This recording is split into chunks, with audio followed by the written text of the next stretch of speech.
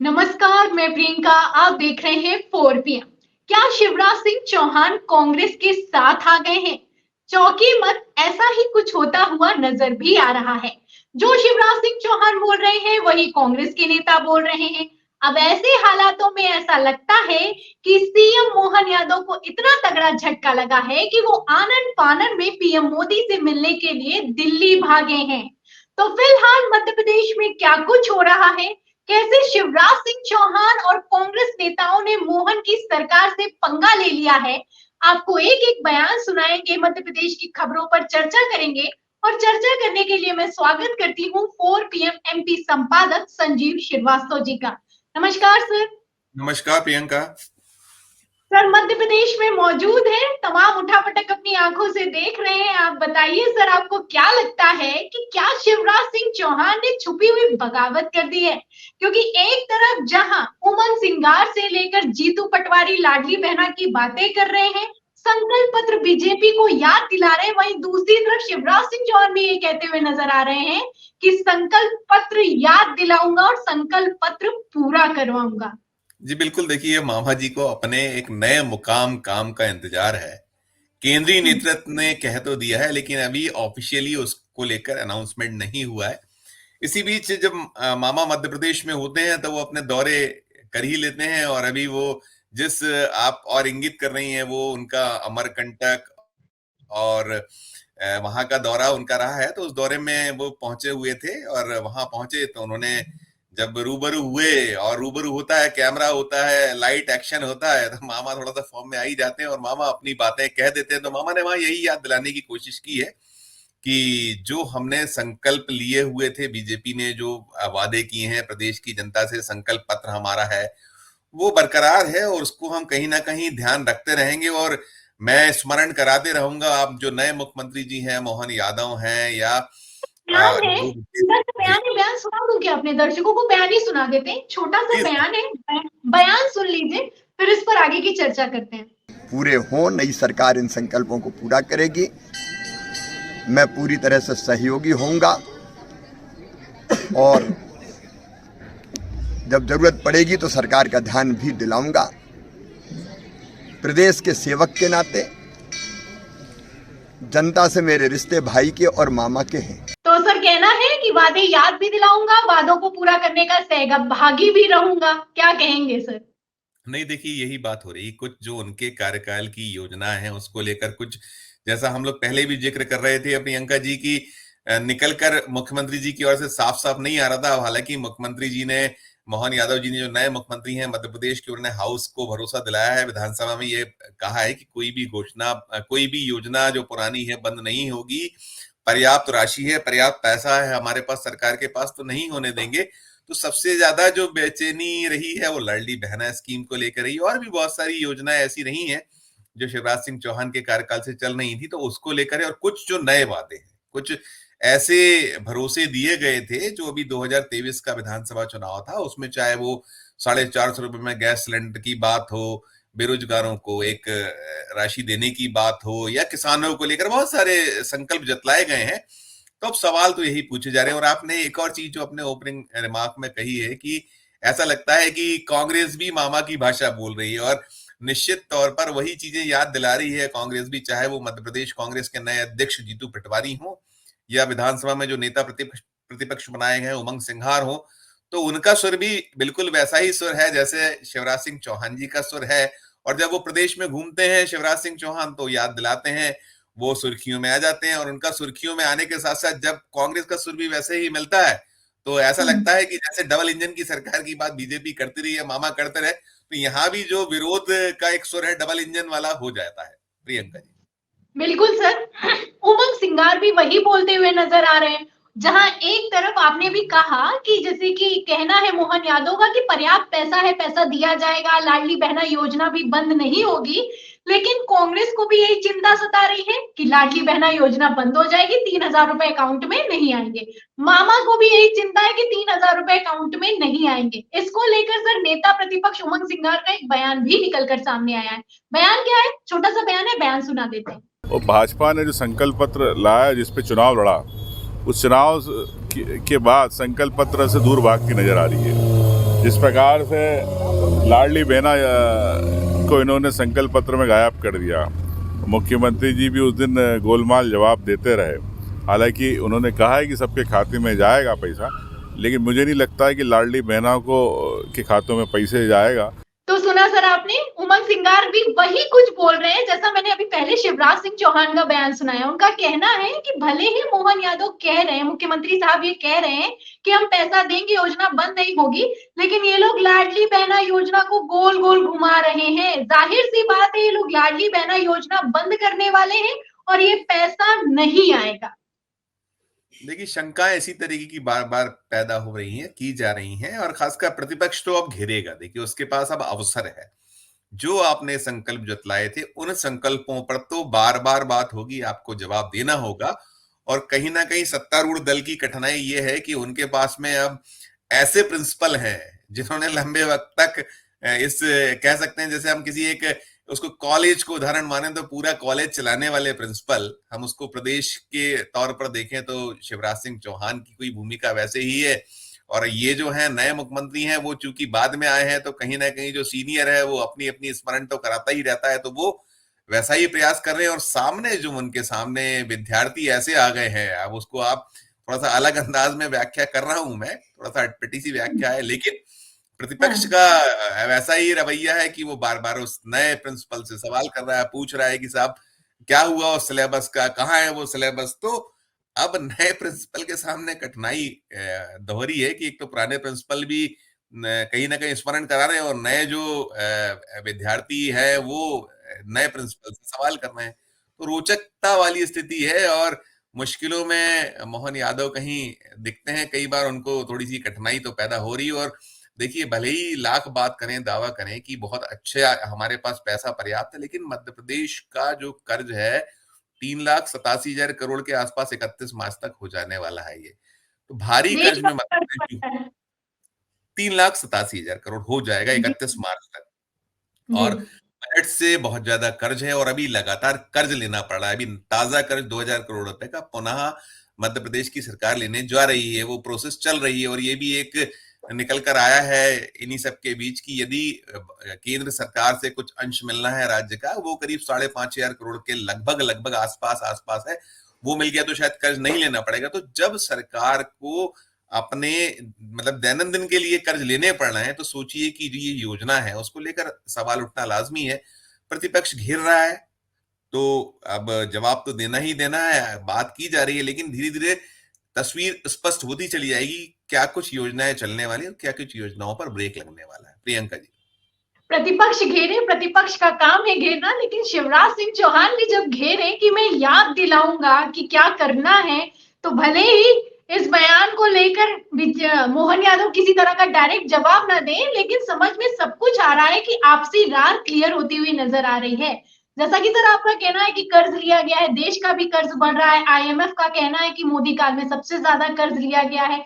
आप मुफ्त की रेवड़ियां बांट तो रहे हैं, लेकिन ये मुफ्त की रेवड़ियां दी कैसी जाएंगी, ये आपने कभी इसका कोई किसी तरह का कोई तोड़ नहीं निकाला। ये तब साफ हो गया जब राजस्थान में आपने दावा कर दिया कि हम 450 रुपए का सिलेंडर देंगे, फिर उसके बाद में राज्यसभा में आपका मंत्री कहता है, बीजेपी का मंत्री कहता है कि हमारा कोई ऐसा इरादा नहीं और हमने कभी ऐसा वादा नहीं किया।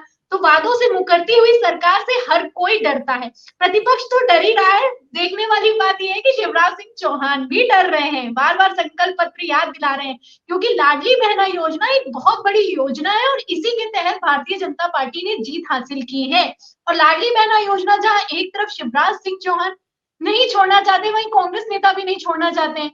आप जैसा कि कह रहे हैं सर कि प्रतिपक्ष यानी कि कांग्रेस करेगा, जाकर आंदोलन कर सकता है, ऐसा ही कुछ ऐलान भी किया जा रहा है। जीतू पटवारी मंच से खड़े होकर लाडली बहना योजना और शिवराज सिंह चौहान को लेकर क्या कह रहे हैं, सर छोटा सा बयान है, इसको भी सुना लेते हैं, फिर इस पर भी बातचीत कर लेते हैं। 3,000 रुपया जैसे ही सरकार बनेगी मैं दूंगा।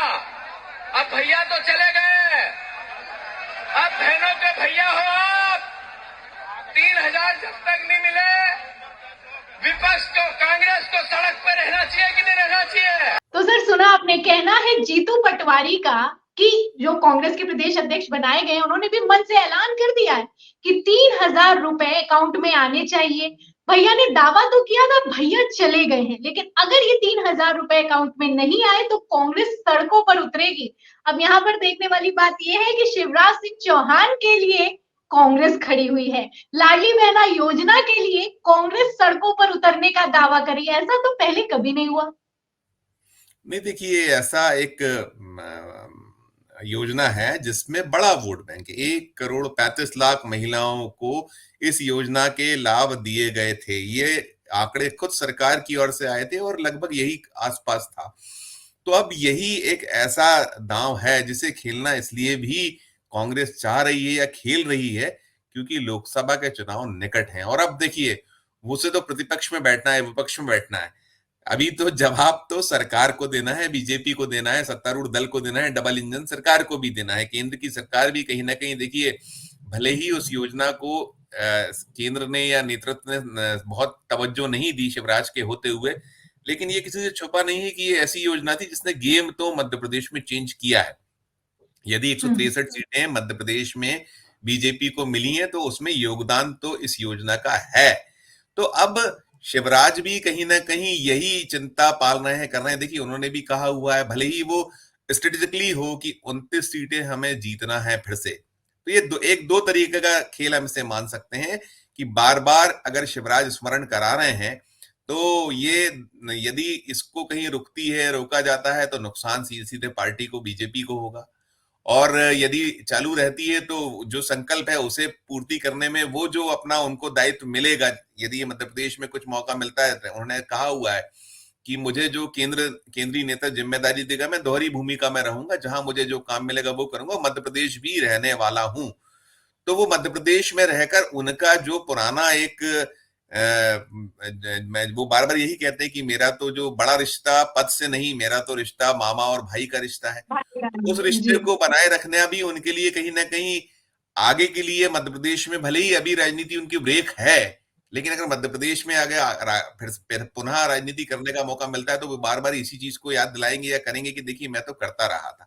तो बीजेपी के लिए एक तरफ कुआं एक तरफ खाई है। उधर कांग्रेस जो है, कांग्रेस इस जो ये बड़ा एक दांव है, इस दांव के जरिए अपना लोकसभा में जो कुछ उसे पाना है, देखिए उसको भी, उसके पास महज एक सीट थी 2019 में। अब सबसे बड़ा लक्ष्य यदि जीतू पटवारी, उमंग सिंघार या और जो हेमंत कटारे हैं या पूरी का पूरा कांग्रेस का खेमा है, उसके सामने नया जो पूरा का पूरा यूथ है उसके समक्ष है लोकसभा 2024 का चुनाव। तो 2024 में उन्हें अपने नंबर बढ़ाना है। यदि वो 1 से 2, 3, 4 सीट, 5 सीट जितने भी कर सकते हैं, बहुत कठिन है, बहुत मुश्किल काम है। मोदी या अमित शाह ने जिस तरीके से 3 राज्यों के चुनाव में अपना पूरा का पूरा बिसात बिछाई थी, अब जब लोकसभा का चुनाव होगा तो इसमें और भरपूर बिसात बिछाई जाएगी। और वैसे भी कहा तो ये जाता है कि लोकसभा में वोट मोदी को देंगे, राज्यों के चुनाव में हम राज्य के हिसाब से देंगे, वोटर ये कहता है। तो इन सब के मान से उनके लिए जी एक चीज पूछना चाहूंगी सर, भले ही कहा भले ही जाता है, लेकिन मोदी के ही चेहरे पर वोट मिला है। राजस्थान को लेकर खबरें ये भी चल के निकल कर सामने है कि लोकल लीडर्स पर भरोसा ही नहीं कर रहे, मोदी का चेहरा चमकाया जाएगा। तो इन लोगों के पास मोदी जी के चेहरे के अलावा कोई, भले ही शिवराज सिंह चौहान ने जीत दिलाई हो, उनको कुर्सी ना देना, बाहर कर देना, सिर्फ मोदी मोदी ही चमकते हैं। बिल्कुल बिल्कुल, उसी नाम पर अब ये लोकसभा में करना है। तो लोकसभा में कांग्रेस के लिए और मुश्किल भरी स्थिति है। देखिए, जो मध्य प्रदेश में 66 सीटें कांग्रेस को मिली हैं, उसमें बड़ा योगदान राहुल गांधी, प्रियंका गांधी का। राहुल गांधी भी अपनी यात्रा लेकर पार्ट 2 निकलने वाले हैं और वो यात्रा मध्य प्रदेश में भी निकलना है। एक एरिया उसके लिए सुनिश्चित हो रहा है, पूरी की पूरी यात्रा का रूट तय हो रहा है। तो एक अच्छा, एक रोचक चुनाव, एक ऐसा मुकाबला खड़े करने का प्रयास कांग्रेस की ओर से होगा। और ये मुकाबले के बीच मध्य प्रदेश का जो संगठन का है या जो प्रतिपक्ष है उसका भी अपना एक प्रयास होना चाहिए। अकेले राहुल गांधी, प्रियंका गांधी, मल्लिकार्जुन खड़गे या केंद्रीय नेतृत्व कांग्रेस का हर राज्य में पार पा जाए ये मुश्किल है। कहीं ना कहीं राज्यों को भी कुछ करके दिखाना है। तो इन सब के बीच में यही एक प्रयास है। ये इतना बड़ा एक क्षेत्र है जो महिला वोटर वाला वर्ग है, महिला है, किसान है, यूथ है, 2-3 बड़े वोट बैंक हैं। तो जो वादे बीजेपी ने मध्य प्रदेश में इन बैंक से किया हुआ है, तो उसको बार बार स्मरण इसीलिए कराया जाएगा कांग्रेस की ओर से कि इसका लाभ लोकसभा चुनाव में लिया जाए। और उसकी शुरुआत कांग्रेस के जो नए ये यूथ हैं, युवा हैं, जिनके पास कमान दी गई, उनने कर दी। और इनके मददगार कहीं ना कहीं किसी ऐसे तरीके से शिवराज भी हो रहे हैं, शिवराज अपना गेम खेल रहे हैं, लेकिन उस गेम में फायदा कांग्रेस को ही मिलता नजर आ रहा है प्रियंका जी। बिल्कुल सर, यही तो कहने वाली बात है। कहा भी जा रहा है कि कांग्रेस शिवराज पर डोरे डाल रही है, शिवराज कांग्रेस पर डोरे डाल रहे हैं। फिलहाल सर खबरें तो आई हैं कि लाडली बहना योजना को लेकर सवाल खड़े हो रहे हैं। सवाल मोहन यादव की को भी लेकर खड़ा हुआ है। एक खबर है सर, खबर दिखाती हूँ। खबर देखिए लल्लन टॉप की, देखिए इसमें लिखा है कि मुख्यमंत्री बनते ही प्रोफेसर भतीजी के जर्जर बंगले की मरम्मत के आदेश दे दिए गए, और जब खबर सामने आई तो मोहन यादव जी ने ये बंद करा दिया। तो इस पर क्या कहेंगे सर? इसके लिए बजट है, भले ही कितना भी कर्जा लेकर रखा हो। अब देखिए ये भी एक बड़ा है कि अब जो भी नाते रिश्तेदार होते हैं वो भी अपने फॉर्म में आ जाते हैं, और उसके लिए पता ये चला था, जो सोर्सेस थे, जो खबरें जिस तरीके की आई हैं, कि वो बंगला, और वहां बहुत सारे ऐसे बंगले हैं जो जिस कॉलेज की वो असिस्टेंट प्रोफेसर हैं, जिस जिले की हम बात कर रहे हैं, वहां उस पूरे एक प्रीमाइसेस बनाया, परिसर बना। और देखिए अब बहुत जल्दी चीजों की क्रिया प्रतिक्रिया और खबरें बहुत तेजी में प्रचारित होती हैं, फैलती हैं। तो सूचना ये निकल कर आई थी कि उस बंगले को साज सज्जा संवारने, उसके ऊपर तमाम रंग रोगन, बड़ा जर्जर सा बंगला था वो, जो मोहन यादव जी की जो भतीजी है वो नहीं पहुंच पा रही थी वहां रहने के लिए, वो अलग कोई किराए का मकान लेकर वहां उस जिले में रह रही है, उस कॉलेज में जो उनका कार्य है उसको अंजाम दे रही है।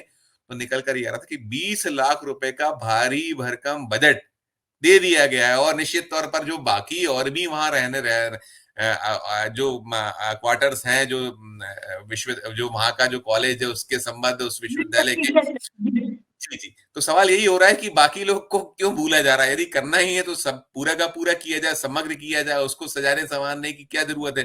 तो मुझे लगता है कि यही एक वजह है कि प्रचार तंत्र इतना तेज है, इतनी जल्दी वो लाइमलाइट में चीजें आती हैं। तो लाइमलाइट में आने के बाद कहीं ना कहीं जो भी निर्देश हुए होंगे, या हो सकता है कि मुख्यमंत्री जी के निर्देश के पहले ही जो वहां का प्रबंधन है वो एक्शन में आ गया, उसको लगाओ कि ये कहीं उल्टा तीर हाँ, ना हो जाए, कि हम तो अच्छा करने जा रहे थे, बुरा ना हो जाए, तो उसको क्यों कहीं सर रोकने की खबरें संभावना। हैं, खबरें हैं सर कि आदेश दिए थे, मगर जब खबर निकलकर सामने आ गई कि ये हो रहा है तो उस काम को रुकवा भी दिया गया, इसलिए संशय भाव और भी ज्यादा मजबूत हो जाता है। नहीं नहीं, मैंने कहा ना प्रिया जी, 20 लाख रुपए का बजट स्वीकृत कर देने की, उसका कामकाज अलॉटमेंट जैसी सूचनाएं आ रही थी कि वो हो गया है।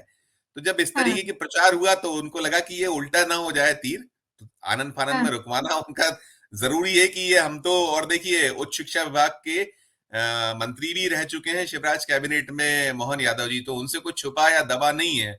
वो बहुत मंझे हुए या ऐसे नेता हैं, भले ही नए हैं, 3 बार के विधायक है, लेकिन देखिए उन्होंने मंत्री पद को का निर्वहन किया है, 3 बार के विधायक हैं, लंबा वक्त राजनीति में हो गया है।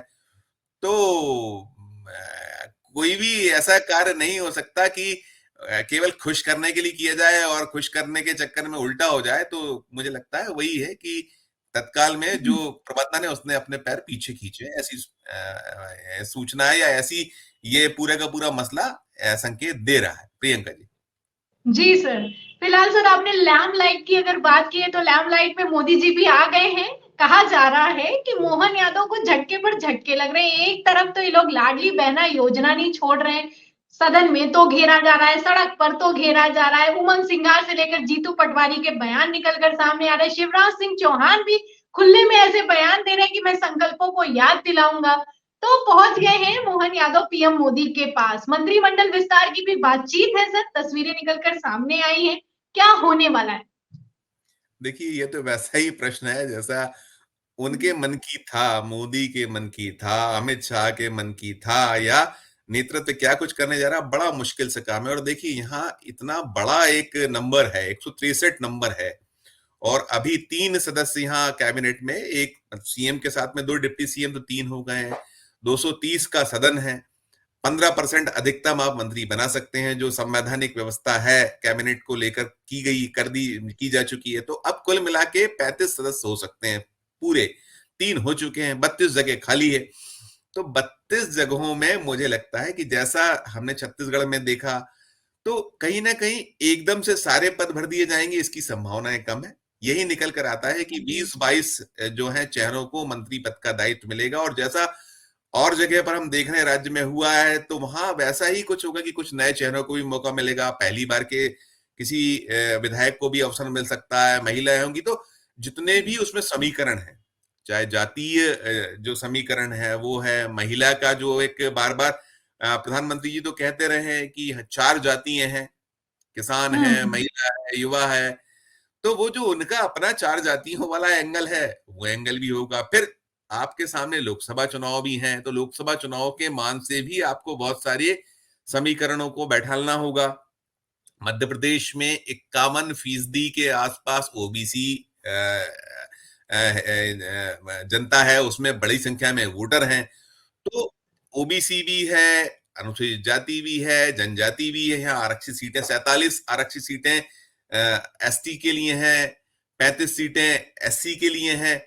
तो तमाम गणित, तमाम, फिर उसके अलावा आपको क्षेत्रीय संतुलन ही बनाना होगा कि आपने मालवा निमाड़ अंचल है वहां। जी, सर, शिवराज के साथ भी संतुलन बनाना होगा। कहा जा रहा है नए चेहरे आने वाले हैं, शिवराज की छुट्टी, शिवराज के करीबियों की छुट्टी होने वाली है। ये संभावनाएं बहुत ज्यादा है कि जो शिवराज कैबिनेट में बहुत सारे पहले सदस्य रह चुके हैं, वो सुगबघाट तो बनी हुई है कि कई सारे चेहरे अभी पहली खेप में तो कम से कम संभावना है कि नहीं आएंगे, नए नए जी। चेहरे आएंगे। अलग अलग जो पहले रहते रहे उसमें कुछ को जरूर मौका मिलेगा, क्योंकि वरिष्ठों को भी रखना होगा। कहीं ना कहीं प्रहलाद पटेल जी के जो राजनीतिक भविष्य को लेकर बात चल रही है, कैलाश जी के राजनीतिक भविष्य को लेकर बात चल रही है। हालांकि कैलाश जी ने तो कह दिया है कि आप लोग मुझे कमतर क्यों आंकते हैं। उन्होंने कल हास प्रयास करते हुए कहा है कि मैं तो राष्ट्रीय महासचिव हूं। पहले जब उन्हें विधायक का चुनाव लड़ाया गया था तो वो कहते थे कि मैं केवल विधायक का चुनाव लड़ने नहीं आया। और ये तो सभी में थी, चाहे प्रहलाद पटेल हो या और भी ऐसे जो लंबी फहरिस्त थी कि 7 सांसदों को उतारा गया था, जिसमें 3 केंद्रीय मंत्री शामिल थे। एक केंद्रीय मंत्री और एक सांसद जो थे बीजेपी के, वो चुनाव हारे हैं। 5 लोग जीते हैं, कैलाश विजयवर्गीय हैं, और भी लंबी फहरिस्त। तो ऐसे में इन लोगों को लेकर क्या कुछ होने वाला है। अब ये एक दिलचस्प ये भी है कि क्या ये लोग इस कैबिनेट में, मोहन यादव राजनीतिक जो उनका सफर है, खासकर चुनावी राजनीति, 2013 में पहली बार भी विधायक बने थे, 13 में बने, फिर 18 में बने और अब 23 में बने। 3 बार के विधायक हैं। और ये अगर हम प्रहलाद पटेल जी की राजनीति देखें तो 1989 से वो चुनाव की राजनीति शुरू कर चुके थे, उसके पहले से रहे। यही स्थिति कैलाश जी की है। हालांकि कैलाश जी ने एक चीज और भी कही है कि हमारे में कुछ कई सारी समानता है। कैलाश जी कह रहे थे, जब उन्होंने कल उनसे पूछा जा रहा था तो उन्होंने एक ये भी कहा था कि वे भी मजदूर के पुत्र हैं, मैं भी मजदूर का पुत्र हूँ। वे भी परिवेश अपना सारा वो जाहिर कर रहे थे। तो सब चीजें हैं, लेकिन अब सवाल बड़ा यही है कि इतने सीनियरिटी के साथ में क्या कैलाश जी इस कैबिनेट में रहना पसंद कर पाएंगे या उनको। हालांकि ये तो ये है कि मोदी या शाह ने कोई आदेश दे दिया। देखिए, सदन में संसदीय कार्य मंत्री होता है, बड़ा महत्वपूर्ण पद होता है। हमने देखा है कि संसदीय कार्य विभाग को जैसा नरोत्तम मिश्रा चलाया करते थे, नरोत्तम मिश्रा जीत के तो निर्विवाद रूप से वही संसदीय कार्य मंत्री होते। उन्होंने बहुत इस तरीके से, हालांकि अभी एक और चीज है कि उस समय में विधानसभा की जो आसंदी थी, स्पीकर थे, वो अलग थोड़ा सा उस हिसाब से गिरीश गौतम जी कुछ पहली बार नए भी थे और उतना अनुभव नहीं था उनके पास में। इधर नरेंद्र सिंह तोमर हैं, बड़े तपे मंजे वे नेताओं में शुमार हैं। तो ऐसी जरूरत तो नहीं होगी, लेकिन कुल मिलाकर सामंजस्य चाहिए होता है सदन के लिए। और मुझे लगता है कि इस जो कैबिनेट है, बिल्कुल कुछ भी ऐसे चेहरे, ऐसे नाम आ सकते हैं जिसके बारे में कल्पना नहीं की होगी।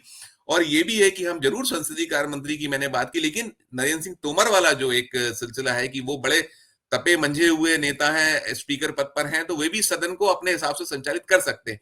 तो फिलहाल कुछ भी हो सकता है। एक ये भी निकल रहा है कि शायद कैलाश विजयवर्गीय को बीजेपी के प्रदेश अध्यक्ष की बागडोर मिल सकती है। यदि यहाँ के जो भी मौजूदा प्रदेश अध्यक्ष, इनका कार्यकाल खत्म हो चुका है, वीडी शर्मा का, इनको यदि केंद्र में ले जाया जाता है, हटाया जाता है, तो वो एक पद वो भी है। तो किसे बनाएंगे, क्या बनाएंगे। देखिए, ओबीसी वाला फैक्टर है, तो ओबीसी अभी मोहन यादव खुद हैं, तो वो भी बहुत कटता है कि कई ओबीसी चेहरे उस मान से अकेले कट सकते हैं। मुख्यमंत्री को ओबीसी को दे दिया तो बहुत सारे नाम ना हो, लेकिन हाँ, महिलाएं काफी होंगी, यूथ होंगे, नए होंगे, और जो कुछ होगा वो मोदी और अमित शाह जो चाहेंगे वो सब कुछ होगा। लेकिन हाँ, ये है कि चेहरा ऐसा लगता है कि आज फिर मोहन यादव दिल्ली पहुंच रहे हैं, पहुंच जाएंगे, तो आज फिर एक दौर की चर्चा होगी, कल होगी।